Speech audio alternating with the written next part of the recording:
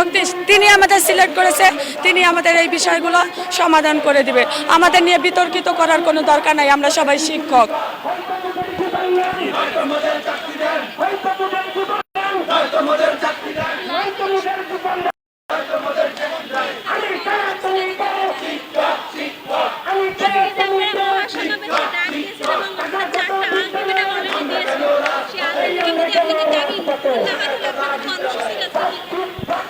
ধন্যবাদ আপু। আমরা আজকে 12টা পর্যন্ত দেখব, বেলা 12টা পর্যন্ত দেখার পরে আবার সবাই আমরা সম্মিলিত বসে সার্বিকভাবে সিদ্ধান্ত নিয়ে আমাদের পরবর্তী কর্মসূচি 2টার পরে আমরা ঘোষণা দিব।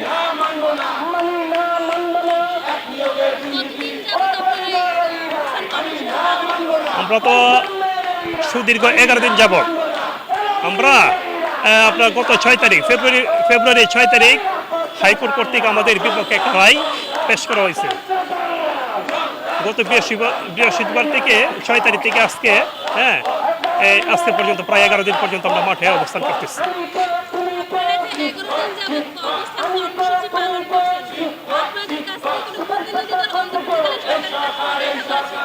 অত্যন্ত দুঃখের বিষয়, এই পর্যন্ত আমাদের কাছে প্রতিনিধি দল, বিশেষ করে সরকারি কোনো দপ্তর থেকে এই পর্যন্ত আমাদের কাছে কেউ আসে নাই, সান্ত্বনা কোনো বাণী নিয়ে আমাদেরকে কোনো কেউ বলেনি।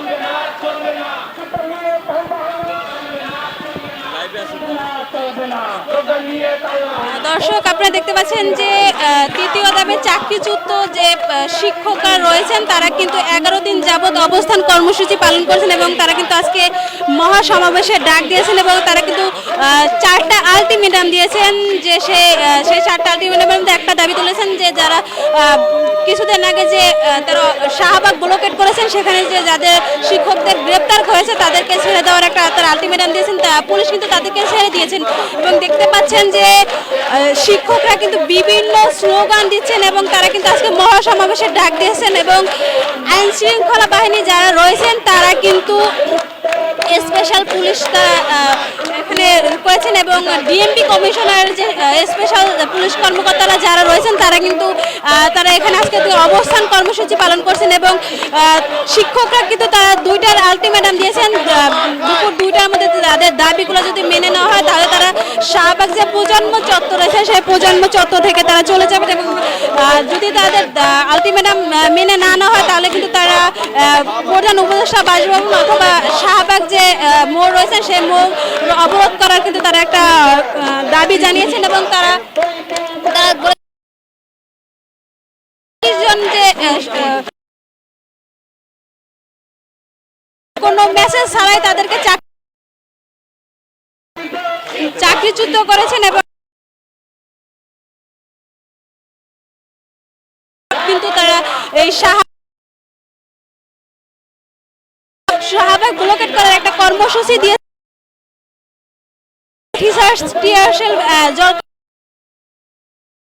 এবং বেশ কিছু আজকে কিন্তু যে তাদেরকে গ্রেপ্তার করা হয়েছে তাদেরকে কিন্তু পুলিশ ছেড়ে দিয়েছেন এবং জেলা থেকে কিন্তু শিক্ষকরা আজকে শাহবাগ তারা কিন্তু মহাসমাবেশের ডাক দিয়েছেন এবং তারা কিন্তু দুপুর 2টা পর্যন্ত তাদের আলটিমেটাম থাকবে এবং পূরণ না করা হয় তাহলে কিন্তু তারা পরবর্তী জানিয়েবেন এবং তারা বলে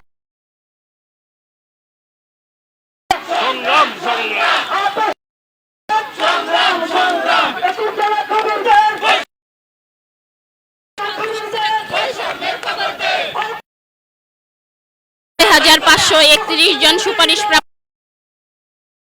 3টা মন্ত্রণালয় মিলেই সুপারিশপ্রাপ্ত করেছে,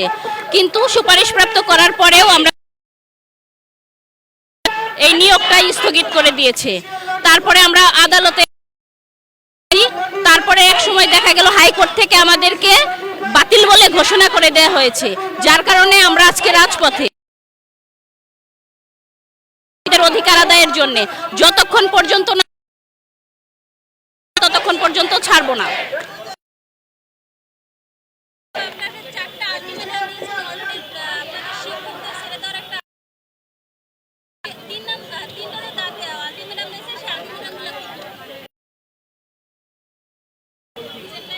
নানা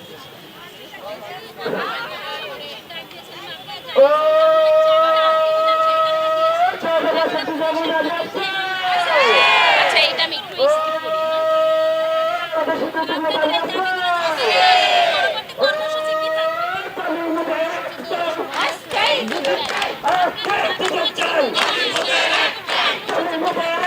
আমাদের সর্বশেষ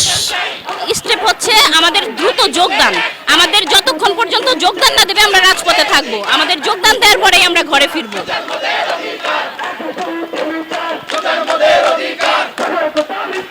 দর্শক যেমনটি শুনলেন যে সুপারিশপ্রাপ্ত 6,531 জনের যে শিক্ষকরা রয়েছেন তারা কিন্তু মহাসমাবেশের ডাক দিয়েছেন এবং তারা বলেছেন যতদিন পর্যন্ত তাদের দাবি মেনে না নেওয়া হবে এবং 6,531 জন যে শিক্ষার্থীরা রয়েছেন তাদেরকে পুনরায় চাকরির দাবিতে কিন্তু তারা এই শাহবাগ যে প্রজন্ম চত্বর রয়েছে সেখানে কিন্তু তারা অবস্থান করেছেন এবং তারা তাদের দাবি মেনে না নেওয়া পর্যন্ত তারা কিন্তু এখান থেকে চলে যাবেন। আপনারা দেখতে পাচ্ছেন যে সুপারিশপ্রাপ্ত 6,531 জন শিক্ষকরা রয়েছেন তারা কিন্তু বিভিন্ন স্লোগান নিয়ে কিন্তু যে শাহবাগ যে প্রজন্ম চত্বর রয়েছেন তাদের যে বিক্ষোভ পালন করছেন এবং তারা কিন্তু মহাসমাবেশে ডাক দিয়েছেন এবং আইন শৃঙ্খলা যে রয়েছেন তারাও কিন্তু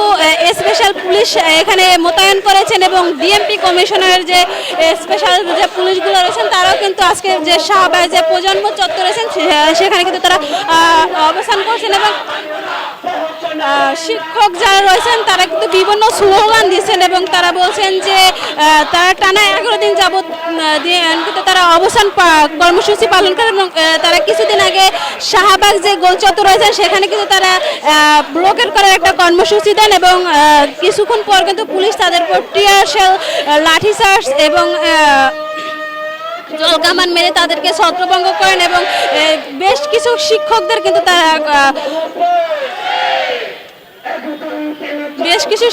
কিন্তু তারা গ্রেপ্তার করেন এবং আজকে কিন্তু সেই শিক্ষকদেরকে ছেড়ে দেওয়া হয় এবং তারা কিন্তু আরো 3টা আলটিমেটাম দিয়ে রেখেছেন এবং সেই আলটিমেটামগুলো যদি দুপুর 2টার মধ্যে মেনে না নেওয়া হয় তাহলে কিন্তু তারা প্রধান উপদেষ্টার বাসভবন ঘেরাও করে একটা কর্মসূচি জানিয়েছেন এবং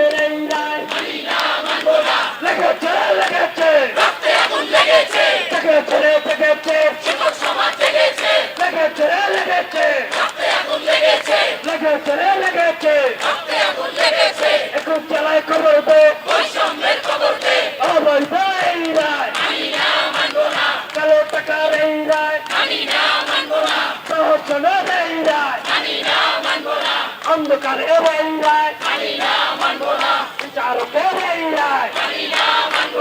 আমার ভাইয়ের রক্ত আমার বোনের রক্ত। আজকের কর্মসূচি সারাদিন মহাসমাবেশ সারাদিন চলবে যতক্ষণ পর্যন্ত আমাদের অধিকার আমাদেরকে ফেরত দেওয়া না হবে ততক্ষণ পর্যন্ত আমাদের এই কর্মসূচি চলতে থাকবে। অন্তর্বর্তীকালে সরকারকে তেমন আলটিমেটাম দেওয়া হয় নাই, কিন্তু ওনাদের কাছে আমাদের একটাই দাবি যে উনি আমাদের সুপারিশপ্রাপ্ত করেছেন, উনি যেন আমাদেরকে নিয়োগপত্র দেন। কারণ আমরা ওনাকে বলি নাই যে আমাদেরকে আপনার সুপারিশপ্রাপ্ত করেন, উনি নিজের পছন্দ মতো আমাদেরকে সুপারিশপ্রাপ্ত করছেন। তাহলে এখন কেন উনি আমাদেরকে বাদ দিবেন? আমরা তো নিজের ইচ্ছা ওনার কাছে বলি না যে আমাদের সুপারিশপ্রাপ্ত করেন। আমরা চাই উনি যত দ্রুত সম্ভব আমাদেরকে যোগদানপত্র দেন।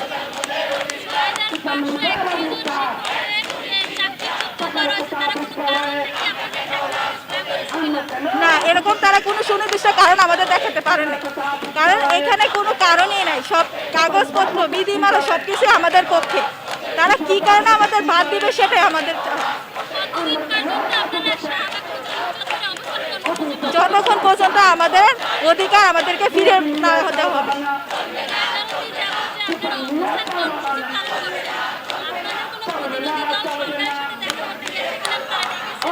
সরকারের সাথে দেখা করতে গিয়েছে, কিন্তু সরকারের সাথে দেখা করতে পারে নাই। তিনি তার ইপিএস এর সাথে আমাদের দেখা করাইছে। তারা শুধু আমাদেরকে মিথ্যা আশ্বাস দেয় যে তারা আমাদের পক্ষে আছে, কিন্তু তারা কোনো ফলাফল আমরা পাচ্ছি না। তাদের এই মিথ্যা আশ্বাস আমরা আর মানব না যতক্ষণ পর্যন্ত আমাদের যোগদানপত্র আমাদের হাতে না দেওয়া হবে। দর্শক যেমনটি শুনলেন যে 6,531 জন যে শিক্ষকরা রয়েছেন তারা কিন্তু 11 দিন যাবৎ অবস্থান কর্মসূচি পালন করছেন এবং তাদের কোনো প্রতিনিধি দল কিন্তু সরকার অন্তর্বর্তীকালীন সরকার ডাকেনি এবং তাদের যে দাবিগুলো তারা কিন্তু এখনো শুনেনি এবং তারা বলেছেন যে যতদিন পর্যন্ত তাদের দাবি মেনে না নেওয়া হবে ততদিন পর্যন্ত তারা এই শাহবাগ প্রজন্ম চত্বরে অবস্থান কর্মসূচি পালন করবেন এবং তারা কিন্তু আজকে মহাসমাবেশের ডাক দিয়েছেন এবং তারা কিছু দেখতে পাচ্ছেন যে প্রথম দ্বিতীয় ধাপ চাকরিচ্যুত করে তৃতীয় ধাপ কেন রাজপথে এরকম এবং আমার সোনার বাংলায় বৈষম্যের ঠাঁই নাই, বিচারপতির এই রায় মানি না মানব না, এরকম বিভিন্ন কিন্তু তারা স্লোগান দিচ্ছেন এবং আপনারা দেখতে পাচ্ছেন তারা কিন্তু যে নারীরা যদি দেখানোর চেষ্টা করে যে নারীদের কোলে কিন্তু ছোট ছোট বাচ্চারাও রয়েছেন, সেই বাচ্চাদেরকে নিয়ে কিন্তু এই তীব্র রোদের ভিতরে তারা কিন্তু বিভিন্ন স্লোগান দিচ্ছেন এবং শাহবাগ প্রজন্ম চত্বর কিন্তু তারা অবস্থান কর্মসূচি পালন করছেন।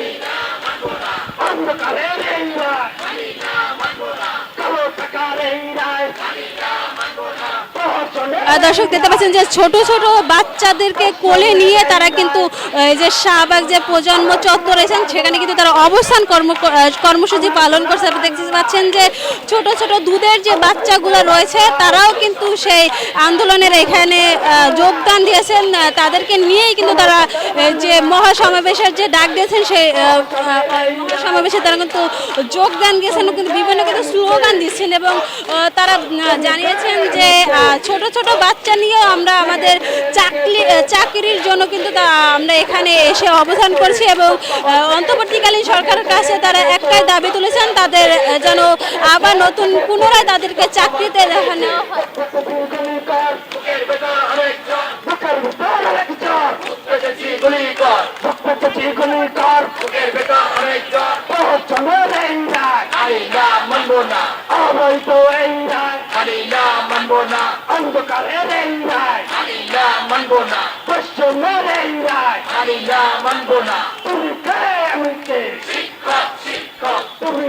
দর্শক আপনারা দেখতে পাচ্ছেন সরকারি প্রাথমিক বিদ্যালয় সহকারী নিয়োগে 2023 সালে দ্বিতীয় ধাপের যে শিক্ষকরা রয়েছেন তারা কিন্তু 11 দিন যাবৎ তারা এই শাহবাগ প্রজন্ম চত্বরে অবস্থান কর্মসূচি করেছেন এবং তারা কিন্তু জাতীয় প্রেস ক্লাবের সামনেও 2 দিন অবস্থান কর্মসূচি পালন করেছেন এবং তারা কিন্তু সেখান থেকে একটা বিক্ষোভ মিছিল নিয়ে শাহবাগ ব্লকেট করতে আসেন এবং পুলিশ কিন্তু তাদেরকে বাধা দেন, সেই ব্যারিকেড ভেঙে কিন্তু তারা যে শাহবাগ যে চত্বর রয়েছেন সেই চত্বর কিন্তু তারা ঘেরাও করেন এবং আপনারা দেখতে পাচ্ছিলেন যে তাদের কিন্তু পুলিশ লাঠিচার্জ টিয়ার শেল এবং জল কামান মেরে তাদেরকে ছত্রভঙ্গ করা হয়। সেইখান থেকেই তারা কিন্তু এই যে শাহবাগ যে প্রজন্ম চত্বর যে জাতীয় জাদুঘর রয়েছেন সেই জাতীয় জাদুঘরের সামনে কিন্তু তারা অবস্থান কর্মসূচি করেছেন এবং আজকে কিন্তু তারা মহাসমাবেশের ডাক দিয়েছেন এবং বিভিন্ন জেলা থেকে কিন্তু এই যে মহাসমাবেশে যোগ দিয়েছেন চট্টগ্রাম তারপর এবং নরসিংদী জেলা থেকে কিন্তু বেশ কিছু শিক্ষকরা এখানে এসেছেন, তারা কিন্তু তাদের আন্দোলনে যোগ দিয়েছেন এবং তারা দাবি জানিয়েছেন তাদের যে চাকরি চ্যুত করেছেন সে তাদের পুনরায় আবার চাকরি দাবি করেছেন এবং তারা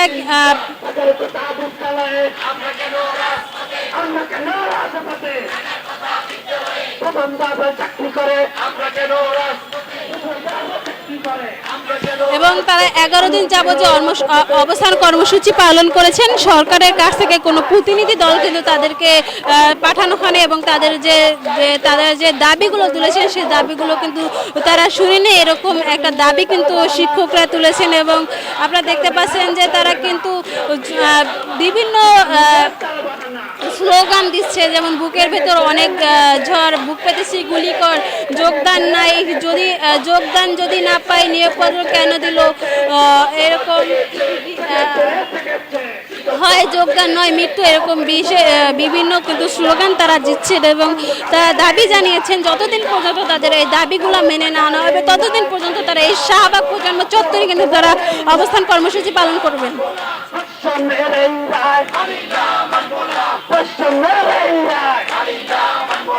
আমার সোনার বাংলায়, আমার সোনার বাংলায় বৈষম্যের ঠাই নাই আমার সোনার বাংলায় আবু সাইদের বাংলায় বৈষম্যের ঠাই নাই গণতন্ত্রের বাংলায় বৈষম্যের ঠাই নাই নির্মুক্তের বাংলায় বৈষম্যের ঠাই নাই বৈষম্যের ঠাই নাই আমার সোনার বাংলায় একুশ চালায় কবর দে বৈষম্যের কবর দে একুশ চালায় কবর দে বৈষম্যের কবর দে বৈষম্যের কবর দে